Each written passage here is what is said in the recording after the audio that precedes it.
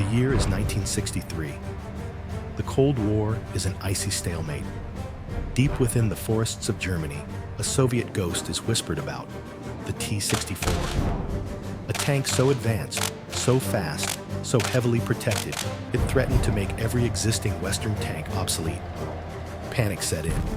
America and West Germany knew they had to respond with something revolutionary, something that skipped a generation of technology.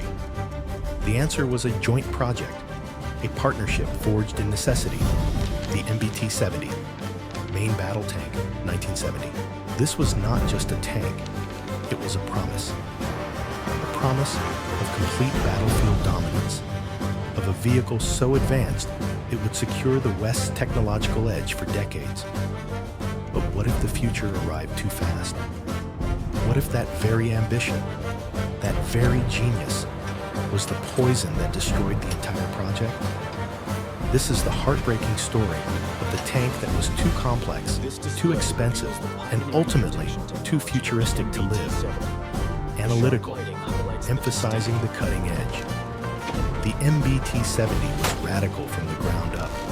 Forget conventional turret design. This tank had a low-profile, automated turret and a unique three-man crew capsule where all crew members, driver, gunner, and commander, sat inside the turret. The crew was protected by advanced, classified composite armor for the first time. The driver sat in a rotating cupola, allowing him to always face forward, regardless of the turret's direction. A truly ingenious but costly solution. But the true masterpiece was the firepower. A giant 100 mm Tunir XM150 gun launcher. Yes, the same size as the Sheridans, but far more powerful, designed to fire both conventional rounds and the sophisticated Shillelagh anti-tank missile. This single weapon system gave the MBT-70 the ability to blast bunkers at close range and vaporize Soviet tanks from kilometers away. Add to this a revolutionary hydropneumatic suspension, allowing the tank to kneel, raise itself, or drive perfectly level across rough ground. And you had a vehicle capable of fighting angles no other tank could match. We understand the gravity The feeling of the situation. in the 1960s was, every we have solved the necessary tank to problem. address these concerns. The ambition was magnificent, but the execution was a disaster. The MBT-70 was a joint German-American project, and national requirements immediately created a technical Frankenstein's monster. The Germans insisted on their own complex engine and gun stabilization standards, separate from the American requirements. Every minor disagreement meant redesigns, delays, and skyrocketing costs. The project was drowning in complexity. The cost became a national scandal.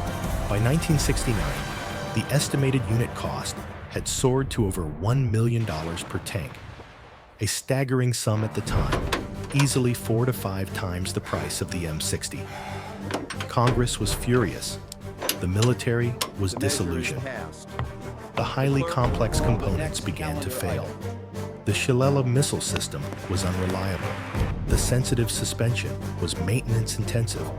And worst of all, the sheer complexity meant the tank was unreliable in the field. It was too delicate, too high-tech for the mud and mayhem of a real war.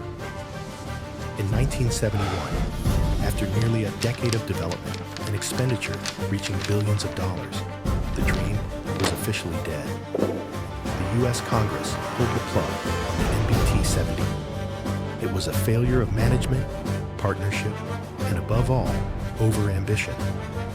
The irony is profound. The MBT-70 was too good. Its groundbreaking features were destined to become standard, but they came decades too early. The failure was a harsh lesson. Modern warfare demands reliability over radicalism.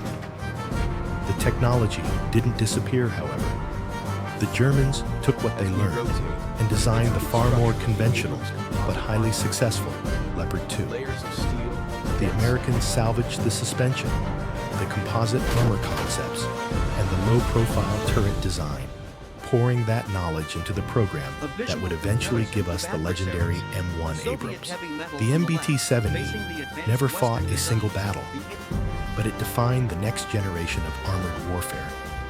Its sacrifice, its colossal failure, paved the way for the tanks that actually won the Cold War. So, military historians, the MBT-70 sits in the annals of history as a monument to genius and folly.